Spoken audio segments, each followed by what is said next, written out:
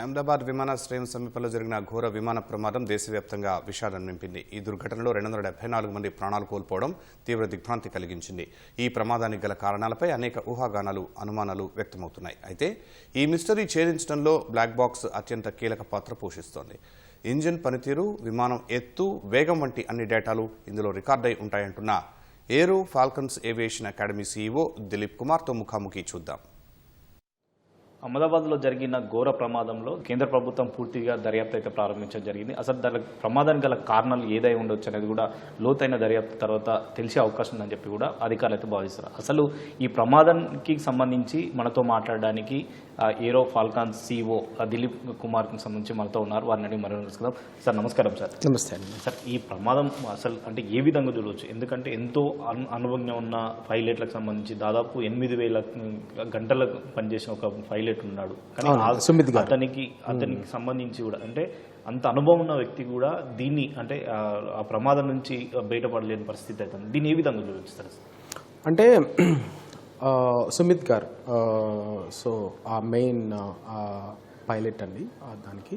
So తనకి 8 to 9 hours of 9,000 గంటల experience Sumit గారికి ఉంది. He's a very good experienced. And ఈ కో పైలట్ ఎవరైతే ఉన్నారో తనకు కూడా nearly 15 to 2,000 hours of experience ఉంది. బట్ ఏమైందంటే లాస్ట్ మినిట్లో మీరు గమనిస్తే ఏంటంటే అది టేక్ ఆఫ్ అవుతున్న టైంలో మనం చూసాం. ఇది సీసీటీవీ ఫుటేజ్ ఎయిర్పోర్ట్ నుంచి చూసుకున్నప్పుడు జస్ట్ అట్లా టేక్ ఆఫ్ తీసుకుంది వితిన్ 50 secondsలోనే అది క్రాష్ అవ్వటం జరిగింది. అంటే ఇప్పుడు ఒక ఎయిర్క్రాఫ్ట్ ఇట్లా జస్ట్ ఇది టేక్ ఆఫ్ తీసుకుందండి. ఇలా టేక్ ఆఫ్ తీసుకున్న తర్వాత క్లైంబింగ్ పొజిషన్కి వెళ్ళాలి, అంటే ఇంకొంచెం ఇట్లా ఎత్తుకెళ్ళాలి అండ్ ఇంకొంచెం ముందుకు వెళ్ళాలి. సో మీరు అది గమనిస్తే ఇలా జస్ట్ టేక్ ఆఫ్ తీసుకుంది, జస్ట్ అట్లా తీసుకొని మళ్ళీ ఇమీడియట్గా క్రాష్ అవ్వటం చూసాం. సో అక్కడ ఏంటంటే ఎక్కడో కొంచెం టెక్నికల్ గ్లిచ్ ఏదన్నా వచ్చిందా, ఎందుకంటే అంత ఎయిర్క్రాఫ్ట్ వెయిట్ని ఆ పవర్ ప్లాంట్స్ అనేవి ఎందుకు లాగలేకపోయింది, ఆ వెయిట్ని మోస్తూ ఆ లిఫ్ట్ మనకి పైకి తీసుకెళ్తూ ఇంకా పైకి వెళ్ళిపోవాలి ఎయిర్క్రాఫ్ట్. అది జరగకపోవడానికి చాలా రేర్ కేసెస్లో అండి. ఇప్పుడు చాలామంది ఏమన్నారంటే ఇంజిన్ ఫెయిల్ అయిపోయిందని ఒక చిన్న ఇది పెట్టుకున్నారు. అయితే 2 engines ఒకటేసారి ఫెయిల్ అవ్వటం అనేది చాలా రేర్ కేసెస్లో జరుగుతుంది అనమాట. ఇప్పుడు సింగిల్ ఇంజిన్, ఒకటే ఇంజిన్ ఉందనుకోండి, ఇంత పెద్ద ఎయిర్క్రాఫ్ట్కి ఒక్క ఇంజిన్నే పెట్టుకోవాలా, 2 engines అయితే బాగుంటుంది కదా అని అనుకోవచ్చు. బట్ దానికి 2 engines ఉన్నాయి. ఒక సింగిల్ ఇంజిన్ వల్లే అది ప్రమాదం జరగలేదు. 2 engines ఉన్నాయి. 2 engines ఒకటేసారి ఫెయిల్ అవ్వటం వెనకమాల ఎన్నో రకాల కోణాలు ఉంటాయండి. ఇప్పుడు ఏంటంటే నేను లాస్ట్ 2 days నుంచి మీడియాను చూస్తుంటే ఏ కాడికి ఎయిర్ ఇండియా వాళ్ళని అంటాం, పైలట్స్ని అంటాం, అసలు విమానాలే ఎక్కొద్దనడం, ఈ రేంజ్లో మనకి బయట ఈ మీడియా మాట్లాడుతున్న తీరు అనేది కొంచెం బాధాకరమైన విషయం. ఎందుకంటే ఒక పక్కన 242 మంది దగ్గరగా ప్యాసింజర్స్ ఎక్కితే ఒకళ్ళు మిగిలారు. సో ఒకళ్ళు విశ్వకుమార్ రమేష్ ఒకళ్ళు మిగిలారు. అది కూడా తక్కువ ఆల్టిట్యూడ్ నుంచి పడటం వల్ల కొంచెం అతను ఆ వింగ్కి ముందు కూర్చోవటం అండ్ అది క్రాష్ అయి పడి అది బ్రేక్ అయిన తర్వాత ఇతని సీటు ఎగిరి బయటపడటం వల్ల విశ్వకుమార్ రమేష్ కూడా బతకటం అనేది చాలా ఇది అంటే జరిగింది. బట్ చాలా రేర్ కేసెస్లో ఈ 2 engines అనేవి ఫెయిల్ అవ్వటం మనం చాలా రేర్ కేసెస్లోనే చూస్తామండి. మన సినారియోలో చూసుకుంటే ప్రతి 3,75,000 గంటల ఫ్లైట్స్ అవర్స్కి ఒక డబుల్ ఇంజిన్ ఉన్న ఒక ఎయిర్క్రాఫ్ట్ ఫెయిల్ అయ్యే సర్వే అనేది నేను చూడటం జరిగింది రీసెంట్గా. ఈ ఫ్లైట్ యాక్సిడెంట్ అయిన తర్వాత 3,75,000 గంటలు అయిన ఫ్లైట్స్లో ఒక్క ఫ్లైట్స్కే ఈ 2 engines ఏదైతే ఫెయిల్ అయ్యే అవకాశం ఉన్నది జరిగిందనమాట. అంటే అది జరిగింది లేదనేది ఎగ్జాక్ట్గా మనం చెప్పలేం. ఎందుకంటే చాలామంది మనం చూస్తే వాళ్ళకి తోచిన ప్రిడిక్షన్ చెప్పేస్తున్నారు. అంటే ఏదో కింద వాళ్ళు సరిగ్గా చూడలేదు, కింద వాళ్ళు సరిగ్గా టెస్టులు చేయలేదు, కింద వాళ్ళు చాలా లైక్ వాళ్ళ ఉద్యోగం వాళ్ళు సరిగ్గా చేయలేదు అని చాలా రకాలుగా మాట్లాడుతున్నారు. కానీ అది జరగదండి. ఎందుకంటే ప్రతి ఫ్లైట్కి ఎన్నో రకాల డాక్యుమెంటేషన్ సబ్మిట్ చేయాల్సి ఉంటుంది, ఎన్నో రకాల పర్మిషన్స్ ఉంటాయి, అప్రూవల్స్ ఉంటాయి, చెక్స్ ఉంటాయి, ప్రోటోకాల్స్ ఉంటాయి. అంత ఈజీగా ఒక ఫ్లైట్ సింపుల్గా వచ్చి రన్వే మీదకి వచ్చి నుంచోదు. అక్కడికి నుంచి మళ్ళీ ఫ్లైట్ పైకి వెళ్ళాలన్నా ఏటీసీ పర్మిషన్స్ ఇవన్నీ తీసుకొని అన్ని ప్రోటోకాల్స్ని ఫాలో అయ్యి మాత్రమే టేక్ ఆఫ్ తీసుకోవడం జరుగుతుంది. కానీ సింపుల్గా ఏదో జనాలు ఎక్కేశారు, ఫ్లైట్ వచ్చేసింది, ఏదో ఒక చిన్న మనం బస్ లాగానో లారీ లాగానో మనం అది ఫీల్ అవడానికి లేదు. సార్ దీంట్లో ముఖ్యంగా అంటే ఒక పైలట్ సంబంధించి మేడే అని చెప్పి ఒక 3 సార్లు ఇక్కడ అనడం జరిగింది. కానీ తన మనోధైర్యాన్ని కోల్పోకుండా ప్రజల ప్రాణాలని రక్షించే విధంగా అంటే ఎలాంటి చర్యలు తీసుకోవచ్చు అక్కడ? ఫస్ట్ మేడే అనేది ఏంటంటే పైలట్స్ ఒక ఎమర్జెన్సీ సిచ్యువేషన్ టైంలో వాడే ఒక కోడ్. సో ఈ మేడే అంటే we are in emergency condition, we are in emergency సిచ్యువేషన్స్లో ఉన్నాం అని ఏటీసీకి చెప్తారు.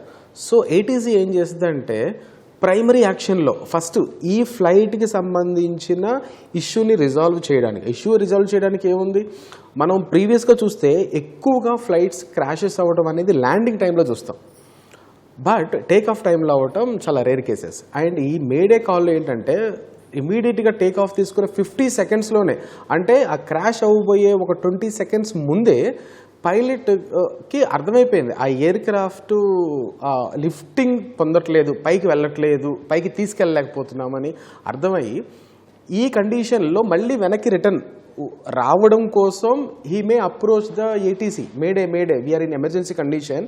అక్కడ ఏదైనా ల్యాండింగ్ వేరే ఎయిర్ క్రాఫ్ట్లో అంటే వేరే విమానాలు వచ్చి ల్యాండ్ అవుతాయి అన్న కండిషన్లో నుంచి ఫస్ట్ మాకు పర్మిషన్ ఇవ్వండి, మేము వచ్చి దిగేస్తాము, సో దట్ మనం ఫ్లైట్ అనేది మనం సేఫ్గా ల్యాండ్ చేసుకోవచ్చు అనే ఒక కండిషన్ జరుగుతుంది. బట్ ఇక్కడ ఏమైందంటే అంత టైం దొరకలేదు మనకి. 50 సెకండ్స్లో టేక్ ఆఫ్ తీసుకున్న 30 సెకండ్స్ తర్వాత అది జస్ట్ క్లైంబ్ అప్ అవుతుంది, ఒక 20 సెకండ్స్ టైమే ఉంది. ఆ 20 సెకండ్స్ టైమ్ ఆఫ్ ఈ స్పాన్లో ఏ పైలట్ మాత్రం ఏం చేయగలుగుతారండి 20 సెకండ్స్ ఆఫ్ టైంలో? So we are in alert mode అని చెప్పారు, ఇచ్చారు. అక్కడ నుంచి సిగ్నల్ వచ్చే లోపు అది క్రాష్ అయిపోయింది. అది జరిగిందనమాట.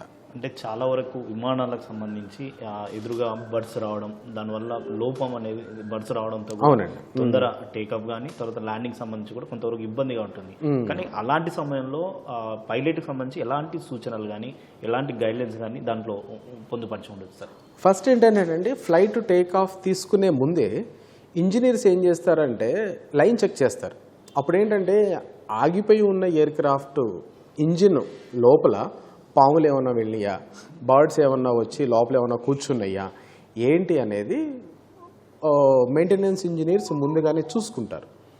సెకండ్ కేసులో టేక్ ఆఫ్ తీసుకున్న టైంలో ఆ చుట్టుపక్కల ఏ యానిమల్స్ బర్డ్స్ లేకుండా కూడా కొన్ని రకాల సైరన్స్ అండ్ వైబ్రేషన్స్ రిలీజ్ చేస్తారు. సో దానివల్ల ఏమవుతుందంటే ఆ చుట్టుపక్కల ప్రాంతాల్లో పక్షులు రావడం కానీ ఇలాంటివి ఏదన్నా వచ్చినా కానీ వాటికి ఇరిటేట్ అనిపించి ఆ పర్టికులర్ జోన్ నుంచి కొంచెం దూరంగా ఉండడానికి ట్రై చేస్తాయి.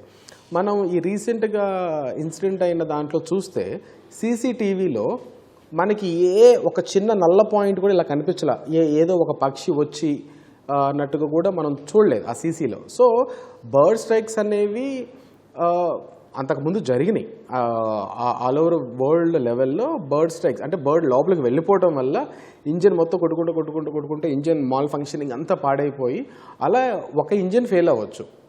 బట్ అదే బర్డ్స్ ఎక్కువ వచ్చి 2 ఇంజిన్స్ పాడు చేసినాయి అన్న టైంలో ఒక హై ఆల్టిట్యూడ్లో ఉంటే మాత్రం అది గ్లైడింగ్ పొజిషన్లో 2 ఇంజిన్స్ పాడైపోయినా మెల్లగా వచ్చి ఆ దగ్గరలో ఉన్న రన్వేకు అంటే ఒక 10 కిలోమీటర్స్ అన్నా 2 ఇంజిన్స్ పాడైపోయినా కానీ ఎయిర్ క్రాఫ్ట్ వెళ్ళొచ్చండి. బట్ నిన్న జరిగిన సినారియోలు ఏంటంటే అంత ఫాస్ట్ లేదు, అంత హైట్లోనూ లేదు. ఈ 2 కండిషన్స్ వల్ల అదే అంత హైట్లో అంత ఫాస్ట్లో ఉండుంటే కొంచెం మనకు ఒక 3-4 మినిట్స్ టైం దొరికేది కిందకి మళ్ళీ అప్రోచ్ అవ్వడానికి. అదే టైంలో మళ్ళీ వెనక్కి తిప్పుకొని అదే రన్వేకి అప్రోచ్ అయ్యే సిచ్యువేషన్స్ పైలట్ డెఫినెట్గా తీసుకుంటారు. బికాస్ ఆల్రెడీ పైలట్స్ గట్టిగా దాని మీద ట్రైన్ అప్ అయి ఉంటారండి. ఇలాంటి కేసెస్ వాళ్ళకి చాలా రేర్, నార్మల్ కేసెస్లోనే. ఎందుకంటే ఒక ఇంజన్ రెగ్యులర్గానే మనం బైక్ మీద వెళ్తున్నప్పుడు మన బైక్ సంబంధించిన అప్పుడప్పుడు చిన్న చిన్న ఇష్యూస్ వస్తూనే ఉంటాయి. బట్ ఎయిర్ క్రాఫ్ట్ అనేది మన గాల్లో ఉంటుంది కాబట్టి ప్రాణాలతో చెలగాటం కాబట్టి ఎప్పటికప్పుడు ఇంజనీర్స్ చెక్ చేస్తూనే ఉంటారు. ఇప్పుడు వేసుకెళ్లే పైలట్ కూడా ఇప్పుడు ఈరోజు ఒక ఫ్లైట్ వేసుకెళ్ళామండి, ఆ ఇంజన్లో ఏదో పర్ఫార్మెన్స్ తక్కువ అవుతుంది, డెఫినెట్గా పైలట్ అనేవాళ్ళు కింద ఉన్న ఇంజనీర్కి రిపోర్ట్ ఇస్తారు, ఇది ఎందుకు సరిగ్గా లేదు, దీన్ని బాగు చేయండి. సో దట్ అదంతా ఫిట్ టు ఫ్లై సర్టిఫికేట్ తీసుకున్న తర్వాతే మళ్ళీ ఆ పైలట్ అనేవాళ్ళు మళ్ళీ నెక్స్ట్ ఎయిర్ క్రాఫ్ట్ని తీసుకెళ్ళటం జరుగుతుంది అనమాట. సార్ ముఖ్యంగా బ్లాక్ బాక్స్ దొరకడం జరిగింది, దానివల్ల అంటే ఇప్పుడు ఈ ప్రమాదానికి సంబంధించి ఎలాంటి ఆధారాలు లభించవచ్చు, దాని దొరకంటే దర్యాప్తుకు సంబంధించి కూడా ఎలాంటి వాటికి వివరాలు సేకరించే అవకాశం ఉందంటే దాని నుంచి? అంటే సింపుల్ అండి, ఇప్పుడు ఏంటంటే బ్లాక్ బాక్స్ అనేది దొరికింది అంటే అది ఎవరు దాచిపెట్టలేదు, ఆ బ్లాస్ట్లో అది ఎక్కడికి ఎగిరి పడిపోయింది, ఆ నల్లగా మసిగా ఉన్న దగ్గర దాని ఛాయలు కనిపెట్టి అది ఇది బ్లాక్ బాక్స్ అంటే ఎయిర్ క్రాఫ్ట్ మొత్తం బ్లాస్ట్ అయినా కానీ బ్లాక్ బాక్స్కి ఏం కాదు, బికాజ్ ఎందుకంటే దాన్ని టిటానియం అనే మెటీరియల్తో చేస్తారు, టైటానియంతో, సో దట్ ఏమి కాదు దానికి. సో దీంట్లో FDR and cockpit voice recorder రెండింటికి సంబంధించిన డేటా ఉంటుంది.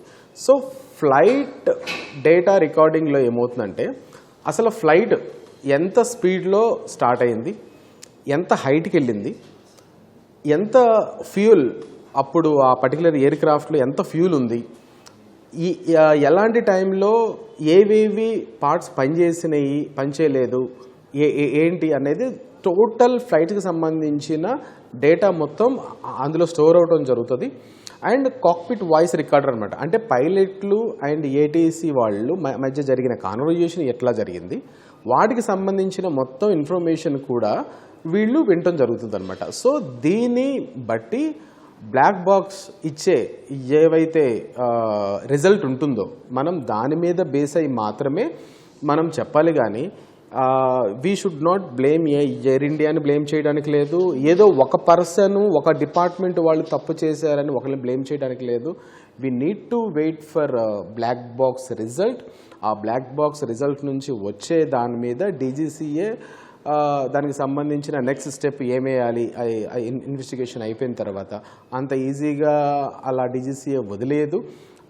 నెక్స్ట్ వచ్చే ఏవైతే నెక్స్ట్ ఫ్లైట్స్ ఏవైతే ఎయిర్లైన్స్ మెయింటైన్ చేస్తున్నాయో వాళ్ళకి సంబంధించిన సూచనలు కానీ జాగ్రత్తలు కానీ ఇంకొంచెం ఇప్పటికే మీరు గమనిస్తే ఏంటంటే గత 5 yearsగా ఇండియాలో ఎన్ని ఎయిర్ క్రాఫ్ట్లు క్రాష్ అయినాయి, ఇట్లా చాలా ఛాన్సెస్ తక్కువ. But media should not promote అంటే ప్యానిక్ని ప్రమోట్ చేయకూడదండి. అంటే ఇప్పుడిప్పుడే మన పీపుల్ అనేవాళ్ళు ఎయిర్ క్రాఫ్ట్ యూసేజ్ని ఎక్కువ వాడుతున్నారు, చాలా తక్కువ ప్రైస్కి మనకి టికెట్స్ వస్తున్నాయి. సో రెగ్యులర్ ఫ్రీక్వెన్సీ ఎక్కువైంది.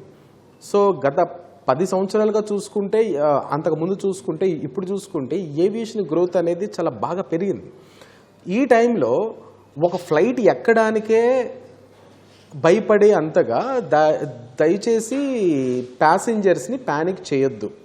టేక్ ఆఫ్ కానీ ల్యాండింగ్ సంబంధించి కూడా ఎప్పుడప్పుడు కూడా అప్డేట్ చేస్తూ ఉంటారు. తర్వాత వాటిలో అంటే లోపాలకు సంబంధించి గుర్తించి వాటిని వెంటనే ఏ విధంగా ఏటీసీకి పంపించే అవకాశం ఉందంట? అంటే ఫస్ట్ ఒక ఫ్లైట్ టేక్ ఆఫ్ తీసుకునే ముందు గ్రౌండ్లో చాలా ప్రోటోకాల్స్ చాలా ప్రాసెస్ అయిపోయిన తర్వాత పర్మిషన్స్ వచ్చిన తర్వాతే టేక్ ఆఫ్ అనేది తీసుకోవడం జరుగుతుంది. సో ఈ టైంలో పైలట్స్ బిఫోర్ ఫ్లైట్ ఏవైతే రిపోర్ట్స్ ఇస్తారో దాని మీద ఇంజనీర్స్ దాని మీద వర్కౌట్ చేస్తారు. అప్పుడు వాళ్ళు ఇచ్చిన ఫిట్ టు ఫ్లై సర్టిఫికేషన్ బట్టి నెక్స్ట్ పైలట్ అనే వాళ్ళు తీసుకెళ్తారు. ఏటీసీ ఏం చేస్తుందంటే ఫ్లైట్లో ఉన్న పైలట్కి కింద ఉన్న గ్రౌండ్ నుంచి వీళ్ళకి ఒక ఇన్ఫర్మేషన్ వస్తుంది. నెక్స్ట్ రేడియస్లో ఏ ఫ్లైట్స్ ఉన్నాయి, ఎంత రేంజ్కి వెళ్ళాలి, ఎక్కడెక్కడ ఏం చేసుకోవాలని ఒక రూట్ మ్యాపింగ్కి సంబంధించిన ఒక చిన్న అడ్వైస్ కోసం ఏటీసీ మనకి అందుబాటులో ఉంటుంది. సపోజ్ ఇప్పుడు ఒక ఫ్లైట్ హైదరాబాద్ నుంచి వైజాగ్ వెళ్తుంది అనుకోండి, ఇక్కడ రేంజ్ అయిపోయిన తర్వాత విజయవాడ గన్నవరంది కనెక్ట్ అవుతుంది, ఆ తర్వాత రాజమండ్రిది కనెక్ట్ అవుతుంది, ఆ తర్వాత వైజాగ్కి కనెక్ట్ అవుతుంది. సో ఆ రేడియస్లో ఉన్న ఏటీసీ వాళ్ళు కనెక్ట్ అయ్యి ఇన్ఫర్మేషన్ కమ్యూనికేషన్ సిస్టమ్, ఎందుకంటే మనం రోడ్ల మీద వెళ్తున్నప్పుడు ముందు ఏ లారీ వస్తుందో వ్యాన్ వస్తుందో మనకు కనిపిస్తుంది. బట్ ఫ్లైట్ వెళ్తున్నప్పుడు అది ఎంత హైట్లో ఉంది, అది ఎంత స్పీడ్లో వస్తుంది, వచ్చి ఎయిర్ కొలిజన్ ఉంటుంది, మళ్ళీ తెలియకుండా రెండు వచ్చేసి ఇట్లా క్రాష్ అయిన కొన్ని సందర్భాలు కూడా ఉన్నాయి. ఇలాంటివి రాకుండా చాలా సిస్టమ్స్ అనేవి ఫాలో అవుతారనమాట. ఎయిర్ కొలిజన్ ఎవైడెన్స్ సిస్టమ్ అంటారు దాన్ని మేము. సో అలా కొలిజన్ అవ్వకుండా ఎయిర్ క్రాఫ్ట్లోనూ కొన్ని డివైజులు ఉంటాయి, అండ్ ఏటీసీ వాళ్ళు కూడాను ఇట్లాంటి డివైజులు ఇట్లాంటి ఇన్ఫర్మేషన్ అనేది ఇవ్వటం జరుగుతుంది. కాబట్టి ఏదో సిగ్నల్ మిస్ అయ్యింది కాబట్టి యాక్సిడెంట్ జరిగింది అనేది ఈ కేసెస్కి సంబంధించింది కాదండి. అంటే ఇప్పుడు జరిగిన ఏదైతే విమానం ఉందో ఆ విమానం చాలా అత్యధిక ఆధునిక టెక్నాలజీతో ఉపయోగించింది, కానీ ప్రమాదాలకు అంత ప్రమాదం తీవ్రత అయితే చూసినట్లయితే అసలు ఎప్పుడు జరగలేని తీవ్రత జరిగింది. ఎందుకంటే దానికి అంత టెక్నాలజీ ఉపయోగించినప్పటికీ ఆ ప్రమాద తీవ్రత అంత ఎక్కువగా ఎందుకు ఉండాల్సిన అవసరం వచ్చింది?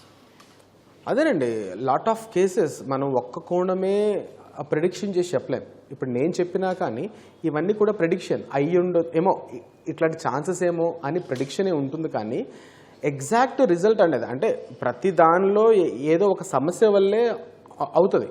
అది నేచర్ ఇచ్చింది కావచ్చు, అక్కడ ఉన్న అంటే కొన్నిసార్లు తుఫాను గాలుల వల్ల కావచ్చు, వానల వల్ల కావచ్చు, రకరకాల కేసెస్ వల్ల అవ్వచ్చు, కొన్నిసార్లు టెక్నికల్ గ్లిచెస్ అవ్వచ్చు. అన్ని రకాలుగా ఏవి సపోర్ట్ చేయనప్పుడే లాస్ట్లో జరిగేదే ఇట్లాంటి మరణకాండ అవుతుంది అని మేము ఫీల్ అవుతున్నామే. కానీ వాంటెడ్గా ఏ పైలట్ చేయాలని అనుకోరు, ఎవరు కూడా అట్లా అవ్వాలని కోరుకోరు. అది హ్యాపెన్, అట్లా జరిగిపోయింది. అది ఏం జరిగింది, మళ్ళీ అట్లాంటివి జరగకుండా ఉండడానికి ఎట్లాంటి మనము తీసుకోవాలి అనేది డెఫినెట్గా DGCA will release A notice. ఇట్లాంటివి జరగకుండా నెక్స్ట్ ఏం చేయాలనే సర్క్యులర్స్ కంపల్సరీగా పాస్ చేస్తారు. బికాజ్ ఎందుకంటే ఇది నేషన్కి ప్రెస్టేజ్కి సంబంధించిన ఇష్యూ. బికాజ్ ఎందుకంటే ఇండియాని రిప్రజెంట్ చేసేది ఎయిర్ ఇండియా అండి. ఇంకా కంపెనీస్ ఉన్నాయి, బట్ మన ఇండియాలో ఫస్ట్ వచ్చినది ఎయిర్ ఇండియా. అప్పటి నుంచి ఇప్పుడు దాకా నడుస్తూనే ఉంది. అది లాభాల్లో ఉండని నష్టాలలో ఉండని ఇండియాని రిప్రజెంట్ చేస్తుంది. ప్రతి ఇంట్లోనూ సమస్యలు ఉంటాయి, ప్రతి ఎయిర్లైన్లోనూ ఏ ఒక చిన్నవి ఇట్లా చిన్నవో పెద్దవో వస్తాయి. బట్ దీన్ని ఒక పర్సన్ని బ్లేమ్ చేయడానికో ఒక ఆర్గనైజేషన్ బ్లేమ్ చేయడానికో కాదు, అది వ్యవస్థలో ఉండే రకరకాలుగా అన్నిటిలో ఉండే లోటుపాట్ల వల్లే ఇలాంటి కొన్ని సమస్యలను మనం చూడటం జరుగుతుందే. కానీ ఈ పర్టికులర్ పాయింట్ అనేది we need to wait for a black box. Thank you so much sir. Video journalist సూర్యతో రమేష్, ఈటీవీ, హైదరాబాద్.